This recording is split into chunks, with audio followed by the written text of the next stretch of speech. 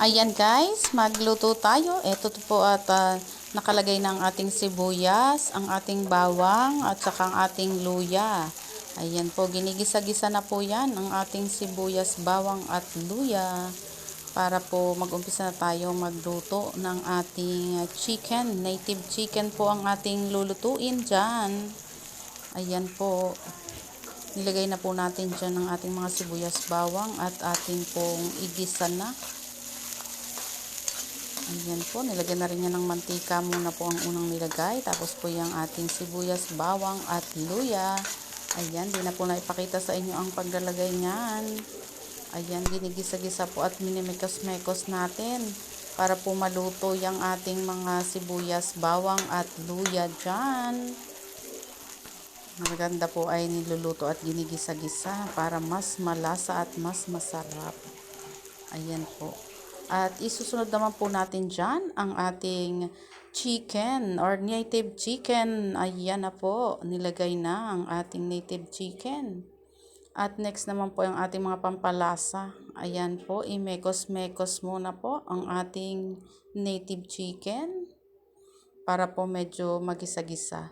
Yan po ay hayaan mo na siyang magisa dyan sa kanyang mga sabaw or yung kanyang nagsasabaw po ng konti. Yun po ay hayaang maiga. Tapos po ay lalagyan sa ng mga pampalasa. Ayan po at lalagyan na natin siya ng mga pampalasa dyan sa ating lulutuing native chicken. Ang paminta. Ayan po. Nilagyan na ng paminta. Yan pong paminta na yan ay yung galing dun sa ating tinanim dun sa bukid. Ayan po. Hindi na po kami nabili ng paminta. At pure po na paminta yan. Kahit konti lang po ang ilagay, malasa na. Ayan po at betchy naman ang inilagay po dyan sa ating nilulutong native chicken. Ayan po. Mga pampalasa po yan dyan sa ating lutuing native chicken. At sunod naman po nating ilagay ay eto naman po ang asin. Ayan po. Nilagyan na po ng asin. Tapos, next naman po natin ay ang ating pampalasa pa rin po ay ang ating patis. Ayan po.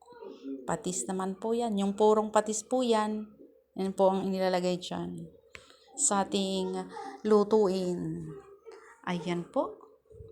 At imekos-mekos po ulit natin yan para po magsama-sama yung mga lutuin natin. Ito po yung ilalagay natin, balinghoy or yung kamoting kahoy. Galing din po yan dun sa bukid. Ito naman po ang ating anato or yung aswete.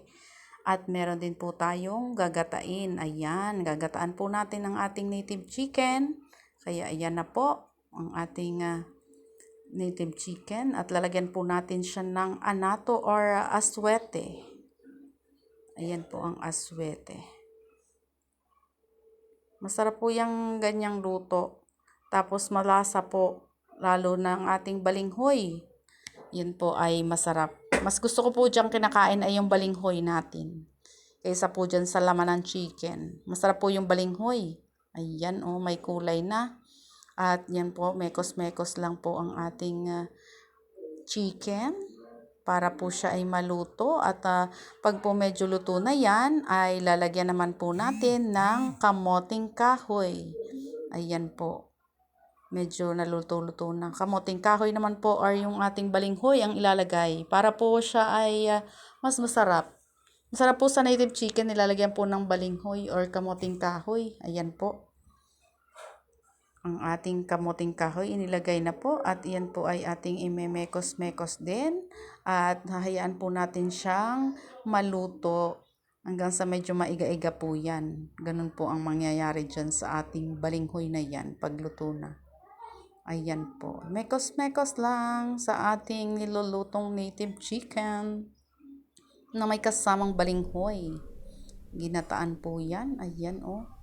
Yan, malapit na po siyang maluto at tayo ay kakain na din po niya ating ginataang native chicken na nilagyan ng balinghoy.